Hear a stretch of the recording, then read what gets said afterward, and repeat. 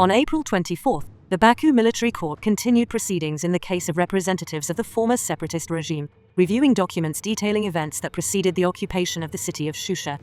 According to the materials examined, prior to the occupation, Armenian armed forces repeatedly shelled Shusha and nearby villages using various weapons, including artillery and rockets.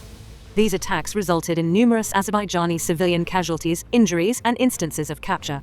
The reviewed documents also report that Armenian forces destroyed water pipelines in Azerbaijani-populated villages and caused extensive damage to educational institutions, medical facilities, civilian infrastructure, and homes.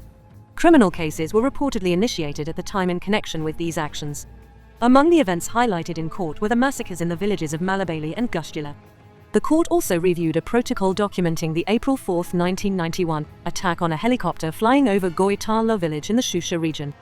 The helicopter, tail number 27057 and operated by the Ministry of Internal Affairs, was carrying deputies of the Supreme Council of Azerbaijan when it came under fire from the Armenian-populated village of Eksaug. The helicopter crash-landed in Torshu village after sustaining damage and caught fire, injuring several passengers. Another protocol addressed the downing of a civilian helicopter on January 28, 1992.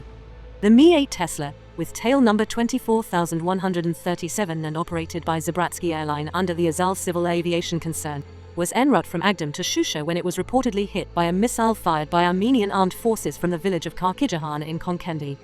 The helicopter crashed between the villages of Kulfoli and Gabeli in the Shusha region, where it exploded. The crash claimed the lives of all 42 individuals on board, including 3 crew members and 39 passengers. According to forensic reports, the victims' bodies were severely burned and dismembered due to the explosion and subsequent fire. Investigators collected body fragments and debris from the scene.